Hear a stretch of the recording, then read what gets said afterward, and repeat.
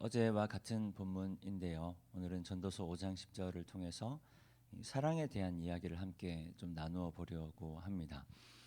제가 대학교 다닐 때였는데요. 들었던 수업 중에 자연과학의 이해라는 수업이 있었습니다. 기말고사에 선생님께서 시험 문제를 딱 한 문제 내주셨습니다. 자연과학이란 무엇인가? 시험 문제였는데요. 한 학생이 그 시험 문항에 이런 답을 달았습니다. 사랑이 무엇인지 알 수 없듯이 자연과학이란 무엇인지 알 수 없다. 그 친구가 이제 A뿔을 받았더라고요. 네, 우스개 이야기인데요. 말인즉슨 사랑이란 무엇인지 알기가 어렵다라는 말입니다.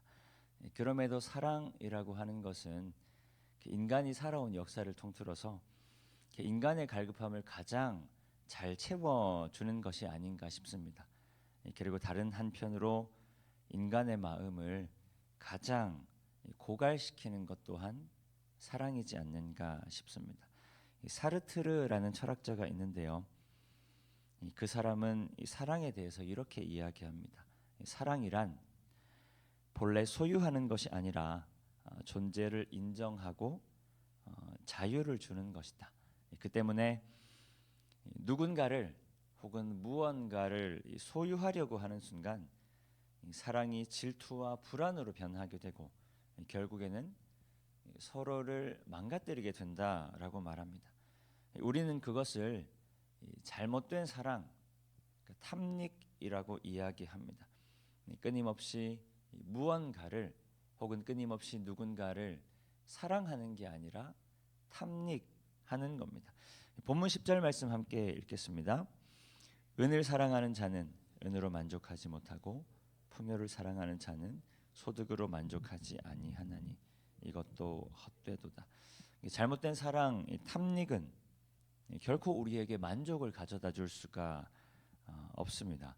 재물 혹은 풍요, 그뿐 아니라 다른 어떤 것이든지 집착적으로 사랑하고 또 집착적으로 소유하려고 할 때 오히려 내가 사랑하는 그것으로 인해서 나를 망가뜨리게 된다라는 말입니다. 좀 오래된 영화인데요. 1997년에 이 올가미라는 영화가 있습니다. 혹시나 기억하시는 분들이 계실지 모르겠는데 그 아들을 너무 사랑했던 그 엄마와 그리고 자기의 남편을 사랑하는 아내의 갈등을 다룬 이야기입니다. 그러니까 고부 간의 갈등이죠. 97년도니까 어느 정도의 고부 갈등은 그렇게 드문, 그러니까 그렇게 보기 힘든 일은 아니었을 것 같은데요. 이 올가미에 등장하는 이 엄마와 아내는 조금 남다릅니다. 이 결혼 후에도요, 마치 아들을 자기 아기를 대하듯이 밥을 먹여주기도 하고, 그리고 목욕까지 시켜주고 하는 겁니다. 그 외에도 결혼한 아들과 며느리 사이에 굉장히 사소하고도 개인적인 부분까지 시시콜콜 신경 쓰고 참견하는 어머니, 그러니까 시어머니의 잘못된 사랑을 보여줍니다. 그런데 그 잘못된 사랑의 결과, 영화의 결말이 뭐냐면 며느리도 죽고 시어머니도 목숨을 잃게 됩니다. 그러니까 잘못된 사랑의 결과는 곧 죽음과도 같다라는 말입니다. 나도 죽고 너도 죽는 겁니다. 그게 돈이든 혹은 어떤 소유이든 우리가 집착적으로 소유하려고 할 때 집착적으로 소유하려고 하면 할수록 나도 죽고 다른 이들도 죽게 만든다라는 겁니다. 그러면 사랑이란 본질적으로 무엇인가? 어제도 말씀드렸는데요. 사랑이라고 번역된 단어는 아하브라는 단어입니다. 어제는 하나님께 드리는 것인데요.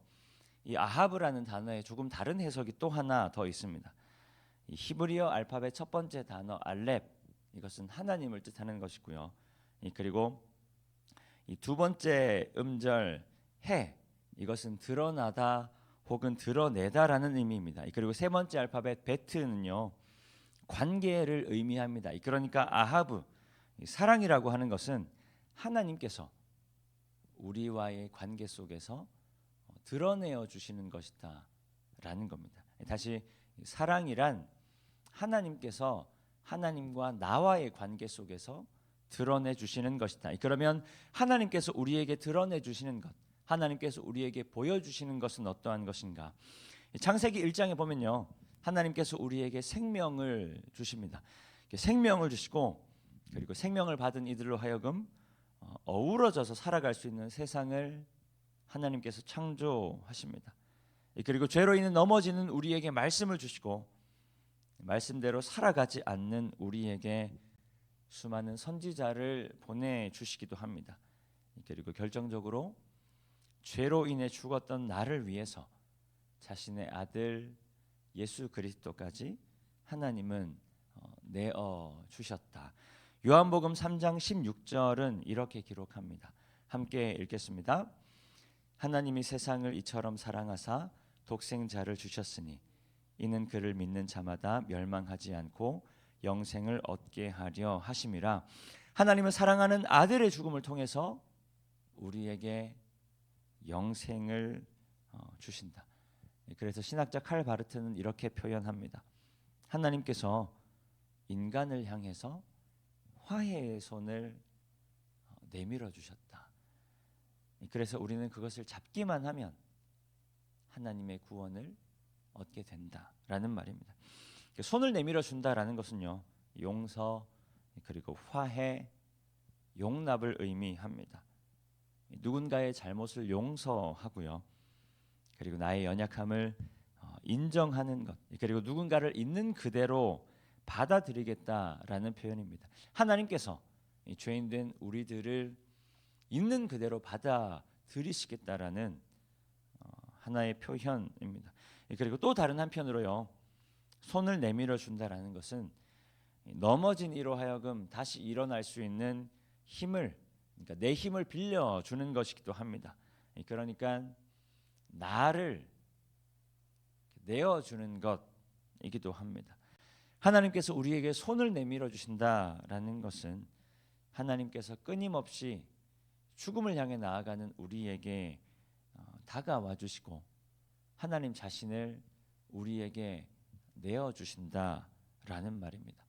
그러니까 사랑이란 무언가를 소유하려는 집착이 아니라 무언가를 가지려는 열렬한 마음이 아니라 오히려 그 반대라는 거죠. 누군가를 용납하고 인정하고 그리고 반대로 나를 누군가에게 내어주는 겁니다. 내가 누군가를 소유하는 것이 아니라 나를 누군가가 소유할 수 있도록 나를 내어주는 것이 사랑이다.